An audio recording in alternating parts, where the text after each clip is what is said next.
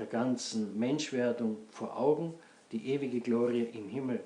Das ist mein innigster Segenswunsch für Weihnachten im Namen des Vaters und des Sohnes und des Heiligen Geistes. Amen. Gelobt sei Jesus Christus in Ewigkeit. Amen. Au nom du Père et du Fils et du Saint-Esprit, ainsi soit-il. Bien chers fidèles, en ce 26 décembre, fête de Saint-Étienne, proto-martyr, nous avions lu ensemble la si édifiante, la si belle homélie de Saint Fulgence, évêque, qui met en parallèle, n'est-ce pas, l'entrée dans le monde de Dieu, qui, sans abandonner sa majesté divine, se revêt du voile, n'est-ce pas, de notre pauvre nature humaine, de la chair humaine, tandis que le premier soldat du Christ, Saint Étienne, dépose la carcasse du corps humain pour entrer dans la gloire, dépose le voile de cette habitation terrestre qui est le corps humain pour entrer dans les cieux. Même ergastulo, de la prison, pour ainsi dire, à vie, de la prison, il sort pour entrer dans les cieux. Et ce parallélisme, n'est-ce pas, entre l'entrée de Dieu dans le monde et la sortie de Saint-Étienne du monde et son entrée à lui dans le ciel est objet, n'est-ce pas, de cette très très belle homélie que nous avons lue ensemble et que nous avons contemplée ensemble pour rappeler dans ces circonstances, il faut bien dire, exceptionnelles que nous sommes en train de vivre, un aspect très important. C'est que Saint-Étienne était vraiment un des 7 diacres qui ont été créés par les apôtres, que son martyre a eu vraiment lieu, que Saint Paul, comme jeune homme, était présent. Et nous avons dit, comme ce martyre de Saint-Étienne est un vrai fait historique, nous avons rappelé une chose que souvent nous rappelons, que notre religion, qui se fonde sur, n'est-ce pas, la révélation, qui se fonde sur l'incarnation et sur la rédemption, c'est-à-dire sur la naissance, la vie, la mort et la résurrection de notre Seigneur Jésus-Christ, son ascension, la Pentecôte, ce sont des faits historiques. Si nous parlons de Jésus-Christ, si nous prions Jésus-Christ, nous parlons d'une réalité historique dans le temps et éternelle, même maintenant aussi. Pourquoi l'importance de rappeler cette vérité? Parce que, avant de parler de ce qui a lieu maintenant, plus précisément devrait avoir lieu lundi, n'est-ce pas?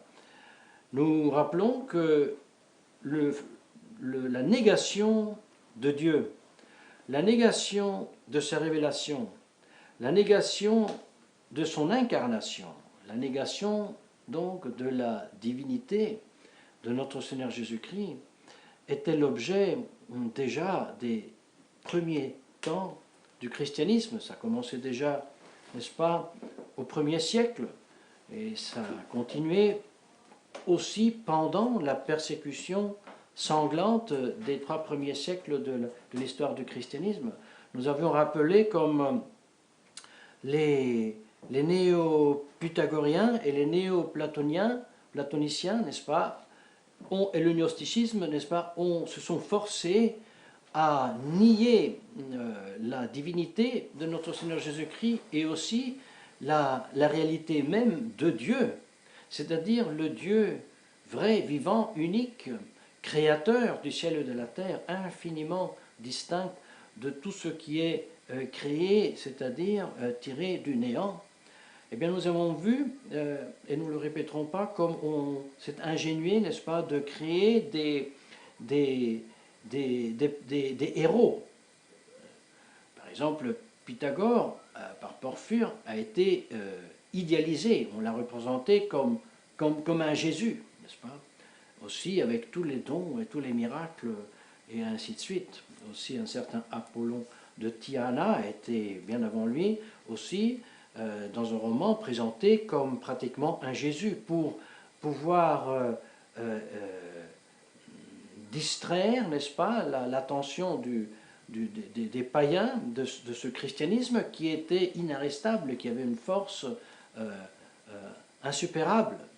Alors on s'est aussi forcé, d'une certaine manière, de repréparer le polythéisme et de l'arranger un petit peu et en faire d'une certaine manière un monothéisme. Alors, toutes ces divinités, c'était pratiquement des manifestations des forces de la nature qui, à leur tour, étaient ensuite, comme nous avions vu, la manifestation, c'est-à-dire la autocréation de Dieu qui, à ce moment, serait le rien.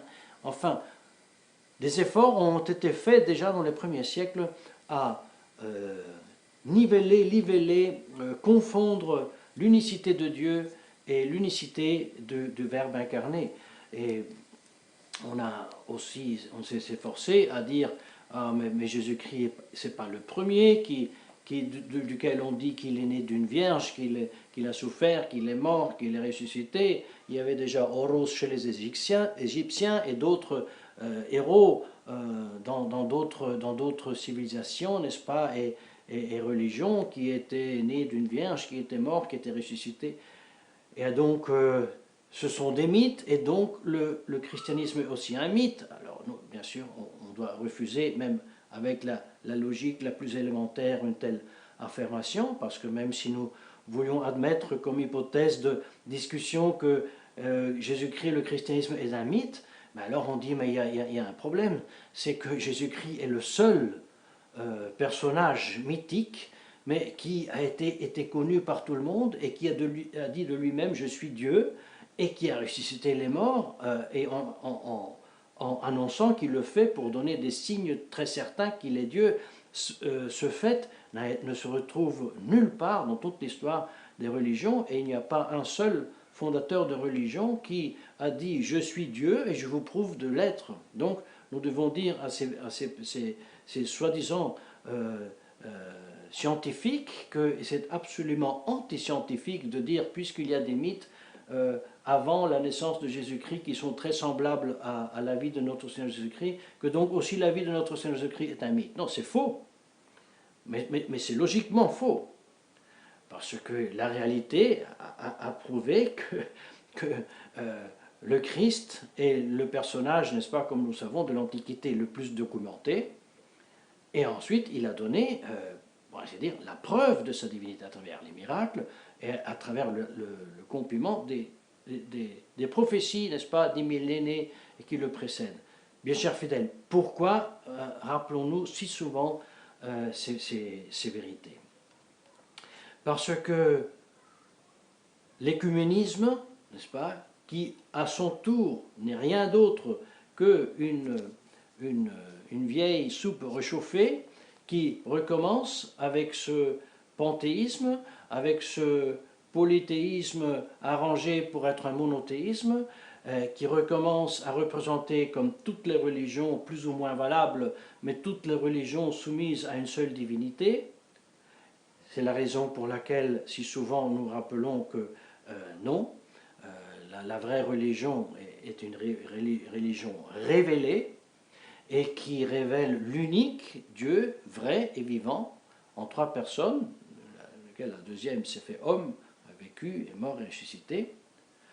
Et d'une certaine manière, nous trouvons confirmé dans cette insistance de répéter ces vérités, n'est-ce pas, et de rejeter l'écuménisme, rejeter la liberté religieuse et par conséquence rejeter la religion, l'Église de la liberté religieuse, qui n'est pas la catholique, mais l'Église conciliaire.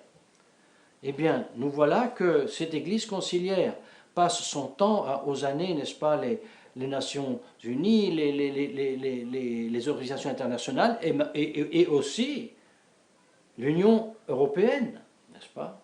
Et voilà que selon les sources, ici une agences italienne, lundi, n'est-ce pas, après-demain, devrait entrer en vigueur une directive de l'Union européenne qui contraindrait les ministres de culte, sous peine qui peuvent aller d'1 million d'euros jusqu'à 1 million d'euros et aussi jusqu'à 2 ans de prison, de déclarer à leurs consommateurs, comme on dit, que ceux qu'ils prêchent la religion, le culte qu'ils leur donnent et la doctrine n'est pas scientifiquement vrai. Que c'est pratiquement comme un entertainment. Non? Alors comme si donc on représentait justement des mythes ou des fables. C'est très grave ça, mais c'est parfaitement logique. Et ils n'auront pas à pleurer ensuite l'Église conciliaire quand ils se verront imposer de dire ce qu'ils prêchent, c'est pas la vérité. Parce que déjà, la vérité, ils n'y croient pas. Déjà, la vérité du seul vrai Dieu vivant, ils le nient. Déjà, la divinité de notre Seigneur Jésus-Christ est niée. Déjà, les sacrements, ils les ont abolis et rendus inefficaces dans leur Église. Donc, ils devraient cueillir avec joie ce décret, n'est-ce pas, ces directives de l'Union européenne, selon qu'on lit ici dans cette agence, devraient entrer en vigueur lundi prochain. Mais quant à nous, nous devons donc savoir que la grâce que nous demandons durant cette octave, dans cette fête, n'est-ce pas, de Noël, c'est de rester fidèles à la foi que nous avons embrassée et que nous confessons tous les jours, et que nous ne laissons pas intimider, n'est-ce pas, par ces menaces, et pour reconnaître aussi qu'il n'y a pas seulement le grave devoir de repousser tout ce qu'on voudra injecter dans notre corps sous prétexte de protection de la santé. Maintenant, ça crève les yeux que toute cette vaccination n'a absolument rien à faire avec un souci de protéger la santé des individus et de la population, mais on sait très bien que ça a à faire avec le fameux gouvernement mondial duquel les promoteurs désirent, n'est-ce pas, la diminution au moins du 15% de la population mondiale. Donc il n'y a pas seulement ce devoir de se refuser de toutes ces pratiques qui pourraient aller très loin, ça pourrait aussi porter à ne plus pouvoir pratiquement payer, n'est-ce pas? Pas besoin de vous expliquer comment et pourquoi, mais surtout, nous devons demander la grâce à rester fidèles à notre foi. Parce que, comme il est dit dans le sermon de Saint Fulgence, Dieu, n'est-ce pas, sans abandonner sa divinité, sa majesté, a revêtu la chair humaine pour entrer dans le champ de bataille qu'est le monde. Tandis que Saint Étienne, triomphant, abandonne comme triomphateur le champ de bataille pour rejoindre le ciel. Le champ de bataille, c'est ce monde.